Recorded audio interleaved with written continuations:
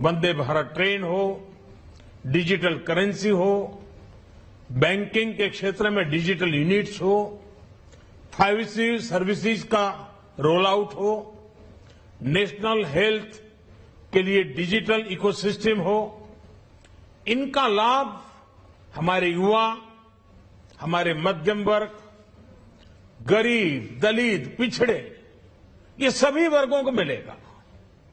इस बजट का एक महत्वपूर्ण पहलू है गरीब का कल्याण।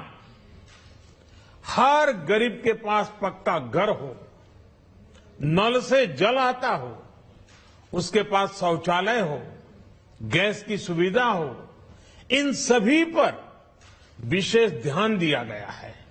इसके साथ ही आधुनिक इंटरनेट कनेक्टिविटी पर भी उतना ही जोर है। जो भारत के पहाड़ी क्षेत्र हैं, हिमालय का पूरा पट्टा, जहां जीवन आसान बने, वहां से पलायन ना हो, इसे ध्यान में रखते हुए भी नई घोषणा की गई है। हिमाचल, उत्तराखंड, जम्मू कश्मीर, नॉर्थ ईस्ट ऐसे क्षेत्रों के लिए पहली बार देश में पर्वतमाला योजना शुरू की जा रही है। ये योजना पहाड़ों पर आधुनिक व्यवस्था का निर्माण करेगी और इससे हमारे देश के जो सीमावर्ती गांव है, बॉर्डर के गांव है, जिसका वाइब्रेंट होना जरूरी है, जो देश की सिक्योरिटी के लिए भी आवश्यकता है, उसको भी बहुत बड़ी ताकत मिलेगी।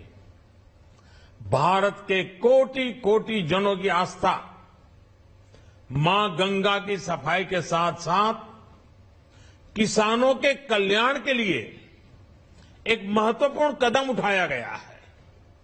उत्तराखंड, उत्तर प्रदेश, झारखंड, बिहार, पश्चिम बंगाल, इन राज्यों में गंगा किनारे नेचुरल फार्मिंग को प्रोत्साहन दिया जाएगा।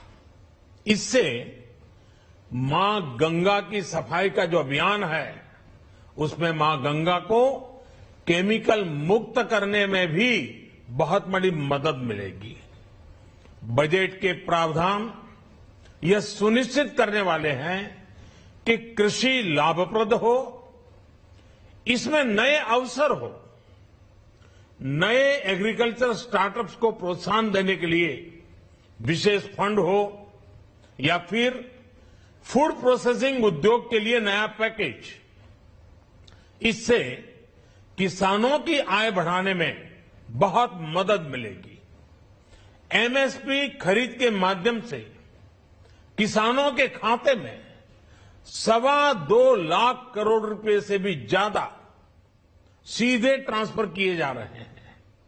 कोरोना काल में एमएसएमई यानी हमारे छोटे उद्योगों की मदद और उनकी सुरक्षा के लिए देश ने लगातार अनेक निर्णय लिए थे, अनेक प्रकार की मदद पहुंचाई थी।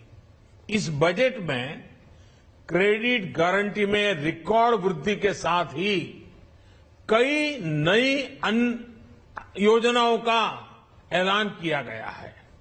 डिफेंस के कैपिटल बजट का 68% डोमेस्टिक इंडस्ट्री को रिजर्व करने का भी बड़ा लाभ भारत के एमएसएमई सेक्टर को मिलेगा।